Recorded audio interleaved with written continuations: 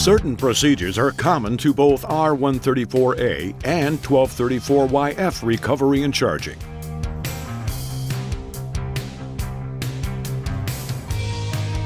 Please refer to the R134A video to see other processes you may encounter.